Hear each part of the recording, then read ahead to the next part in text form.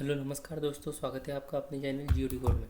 दोस्तों, आज सबसे बड़ी खबर आ रही है इंडिया टुडे में कि जैसे अजीत पवार जो है, जो महाराष्ट्र के डिप्यूटी चीफ मिनिस्टर रहते हैं, मतलब हाल ही में है, उनका जो है ना वो प्लेन क्रैश हो गया है। वो लैंडिंग के वक्त क्रैश हुआ था। वो मुंबई से जो है ना बारामती जाने वाले थे। बारामती जो है वो पुणे के पास का एरिया है और वो उनका गढ़ माना जाता है। तो वो वहाँ पे अभी जो महाराष्ट्र में इलेक्शन चालू है तो उसमें जो मीटिंग के लिए वहाँ पे जा रहे थे, जैसे जिला परिषद हो गया, यहाँ वहाँ के लोगों को मीटिंग के लिए हाँ मिलने जा रहे थे वो। तो इंडिया टुडे में क्या आया उसको जान लेते हैं। Maharashtra Deputy Chief Minister Ajit Pawar was killed after the chartered aircraft he was traveling in a crash near Baramati in Pune district while attempting to land early this morning. The plane was chartered Learjet 45 operated by VSR Aviation flying from Mumbai to Baramati. It happened during an emergency landing attempt at Baramati airport. ये जो हाँ वाक़या हुआ है ना, ये जो incident हुआ है ये मतलब बारामती का जो एयरपोर्ट है वहाँ पे हुआ है। तो मतलब ये मुंबई से तो सेफली निकल गए थे और जो इनका जेट था उसको मतलब लियर जेट 45, ये एक तरह से अगर देखा जाए तो सेफ्टी के मामले में ये जो जेट है ना, ये मतलब इसके परसेंटेज लेवल काफ़ी हाई है। तो हाँ, इसके परसेंटेज लेवल काफ़ी हाई है और बहुत सारे मतलब एक्चुअली में हुआ क्या था जब वो हाँ देखिए, पहली बात तो ये है ना कि बहुत सारे जो इंसिडेंट होते हैं ना वो टेक ऑफ या रनवे पे उतारने वक्त ही होते हैं। तो हुआ क्या था कि जब ये रनवे पर प्लेन उतार रहे थे तो वो रनवे पर ना होकर उसका जो मतलब रनवे के साइड के जो एरिया को जो रहता है ना वहाँ पे उतार दिया गया है। तो मतलब उस साइड के एरिया जो रहता है ना उसको सोल्जर एरिया कहते हैं, रनवे के बाजू में एरिया को। तो इस वजह से ये प्लेन क्रैश हुआ है। आगे बढ़ते हैं। जो क्रैश डिटेल्स है, the aircraft crash during the landing and burst into flames with wreckage engulfed in fire and smoke. Eyewitness accounts describe multiple explosions and intense fire, making rescue impossible. Emergency response reached the site, but all those on board were already dead. तो देखा, मैंने यही कहा है कि जो मतलब वो हाँ क्रैश हुआ है ना तब बहुत ज़्यादा आग लग गई थी और थोड़ा मतलब एक तरह से ब्लास्ट भी हो गया था और स्मोक दिखाई दे रहा था। दूसरी बात ये है कि हाँ, जो उनको बचाने के लिए जो इमरजेंसी रिस्पॉन्डर्स गए थे तो वो किसी को बचा नहीं सके, क्योंकि दो पायलट अजीत पवार जी, उनका सेक्रेटरी और दो लोग, ऐसे छः लोगों की मौत वहाँ पे हो चुकी है। उनको बचाने की कोशिश करने गए थे, हाँ, कोई उनको हॉस्पिटल में भी लेके गया था पर वो बच नहीं पाए। तो इसके बाद अपने जो प्राइम मिनिस्टर है नरेंद्र मोदी जी, इनका ट्वीट आया है। क्योंकि देखिए, एनसीपी जो है ना, वैसे तो प्राइम मिनिस्टर जो भी कोई बड़े नेता रहते हैं तो प्राइम मिनिस्टर का ट्वीट या उनकी जो श्रद्धांजलि रहती है वो अपना कंडोलेंस कर देते हैं। पर अजीत पवार जो जी है ना वो राष्ट्रवादी कांग्रेस के प्रेसिडेंट है।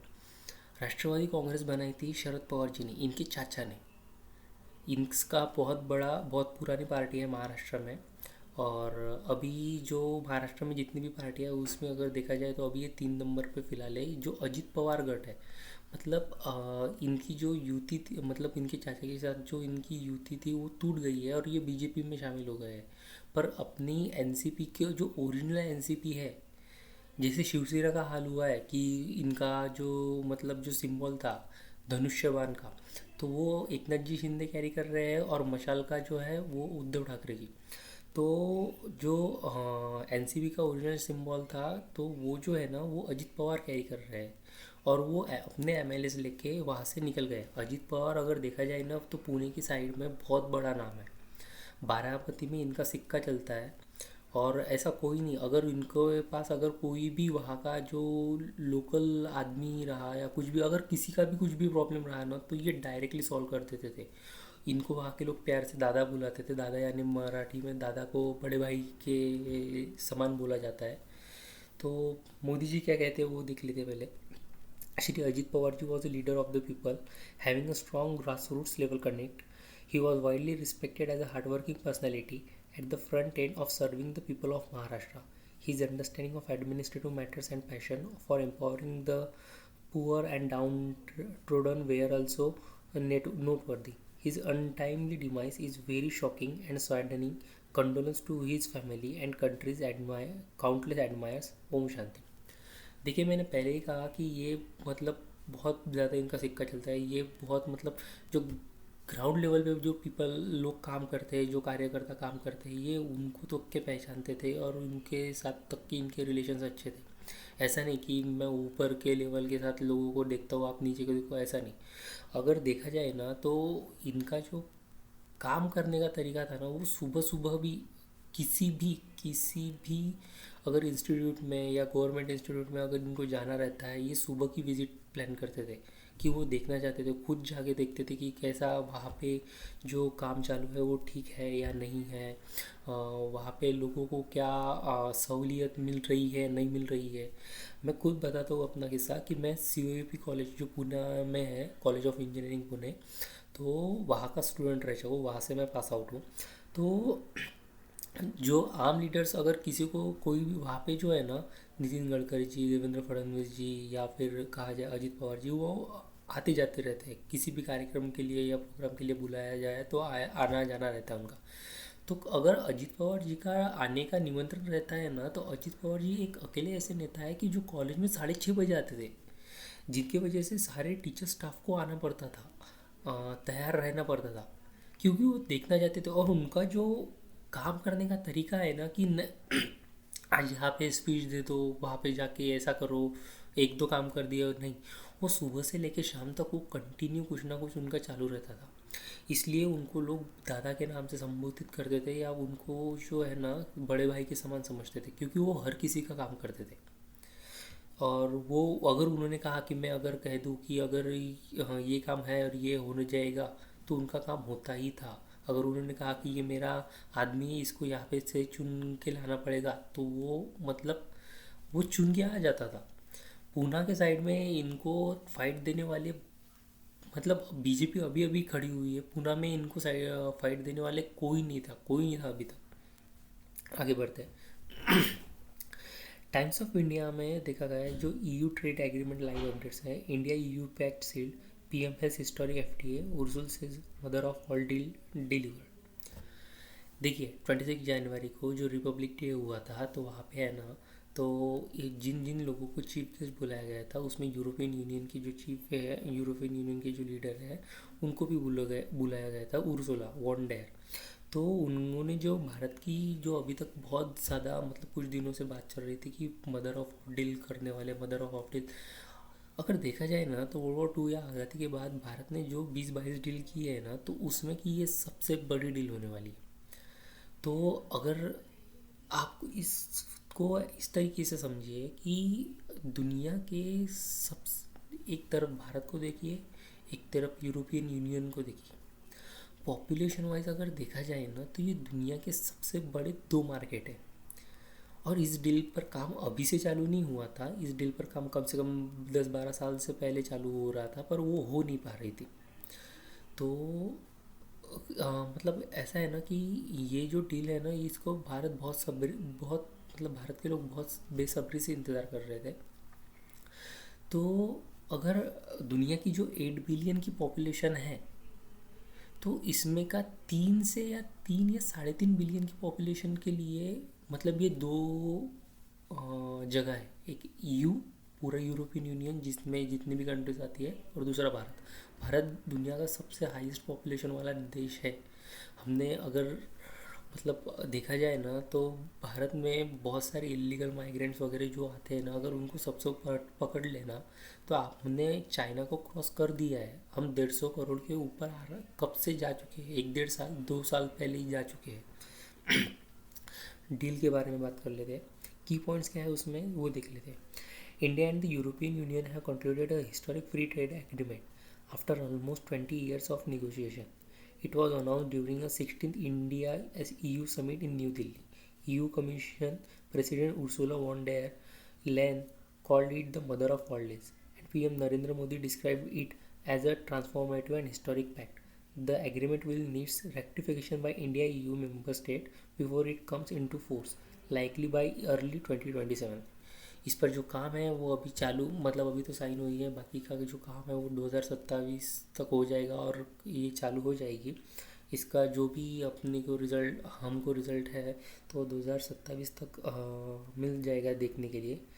पर मैंने पहले भी कहा ये अभी की नहीं है, ये 10-12 साल, तो यहाँ पे 20 years ऑफ निगोशिएशन बोल रहे हैं कि 20 साल से इस बात पर निगोशिएशन चालू थी।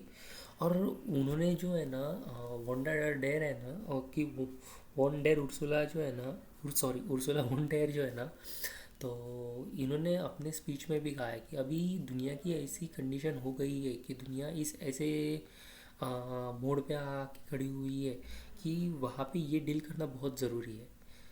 उनका इशारा, उन्होंने सीधी तरह से नाम तो नहीं लिया पर उनका इशारा अमेरिका की तरफ था। जैसे डोनाल्ड ट्रंप ने हर जगह टैरिफ लगा दिए या फिर बहुत ज़्यादा, मतलब वो अपनी अ, बहुत रूडली अमेरिका को चलाने की बात कर रहे हैं या फिर बहुत ज़्यादा किसी कंट्री को बुली कर रहे हैं, तो ये इस वजह से जो यूरोपियन यूनियन है ना वो उनके अगेंस्ट आ गया। यूरोपियन यूनियन के हमसे पहले उनके पास दो ऑप्शन थे, उनके पास चाइना भी ऑप्शन था, वो चाइना के साथ भी ये डील कर सकते थे। पर चाइना के साथ ये डील इसलिए नहीं हुई कि वो उनको पता है कि चाइना जो है ना एक कम्युनिस्ट कंट्री है, वो कैपिटलिस्ट नहीं है, और दूसरा बात ये वो एक्सपांशन की सोच रखता है, विस्तारवाद की। तो ये यूरोपियन यूनियन के लिए अच्छी बात नहीं है। दूसरी बात यह है कि अभी मोदी को जो है ना मतलब लोगों को जो है ना वो समझ में आ रहा है धीरे धीरे कि क्यों मोदी ने अपने जो क्या कहते हैं उनको, प्राइम मिनिस्टर का जो उनका पीरियड है 2014 से जो चालू हुआ है, उन्होंने क्यों इतनी ज़्यादा विदेश यात्राएं की है, क्यों यहाँ पे जाके उन्होंने रिलेशंस में की है, मेंटेन की है। तो वो जो है ना वो अभी लोगों को समझ में आ रहा है।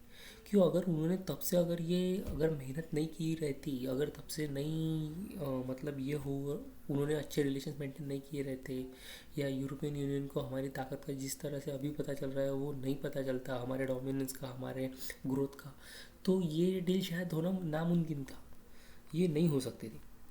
आगे बढ़ते हैं, ये डील में क्या होने वाला है तो देखिए, इट विल कट और eliminate tariffs on vast majority of good traders between India and EU, covering over 90% of trade value.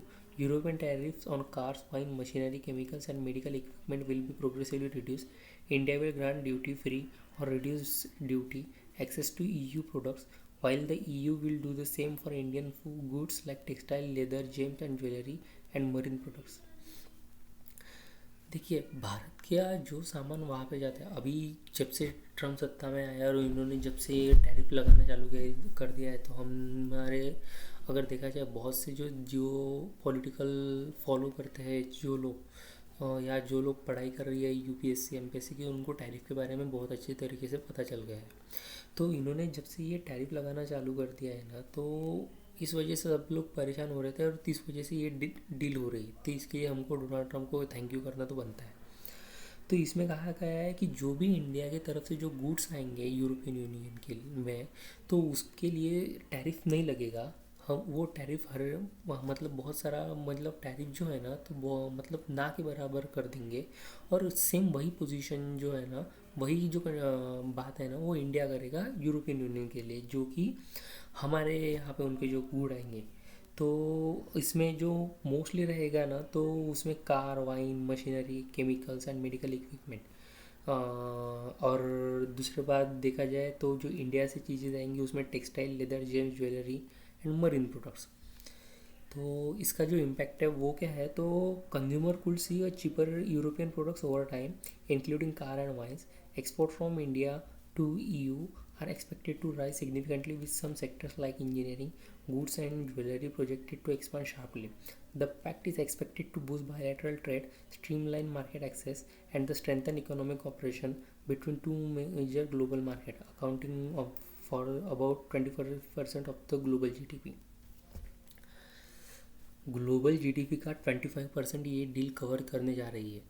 ये कंज्यूमर्स को, जो भारतीय कंज्यूमर्स को है, वो जो यूरोपियन जो चीज़ें हमारे वहाँ यहाँ पे ऐसे अगर देखा जाए ना, तो हमें फॉरेन चीज़ों का बहुत ज़्यादा शौक रहता है, शो ऑफ करने के लिए गए या कुछ भी।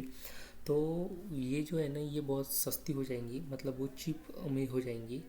तो ये इम्पैक्ट आगे चल के जो 2027 में अभी अगले साल में आप सभी को पता चल ही जाएगा कि क्या हो रहा है क्या नहीं हुआ है। पर कार्स की जो प्राइस है, जो कार्स वहाँ पे ऐसे आएगी वो जो है ना, तो वो भी मतलब बहुत ज़्यादा कम हो जाएंगी। उसकी प्राइसेस भी जो टैरिफ लगा था उन पर, वो भी बहुत ज़्यादा कम हो जाएगा। तो बियॉन्ड ट्रेड्स में क्या है, leaders also agreed on strategic cooperation in security, defence and mobility at the summit, deepening ties beyond just commerce. देखिए, ये डील तो अलग की बात है, पर हमने सिक्योरिटी के लिए भी उनके साथ टाइज मिल करना चालू कर दिया है।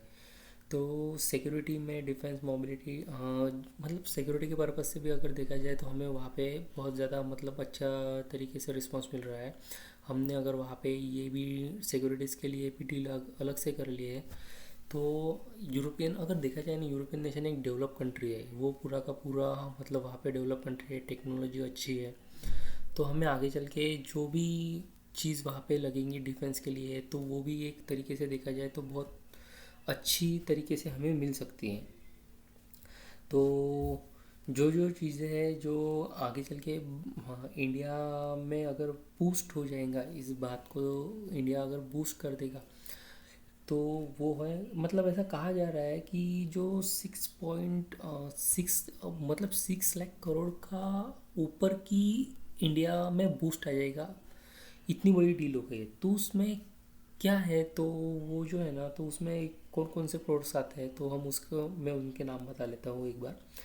Textile, gems and jewellery, engineering goods, chemical, furniture, leather and footwear, mineral, goods sports goods, agriculture products, tea spices, plastic rubber, electronic आणि फार्मास्युटिकल्स।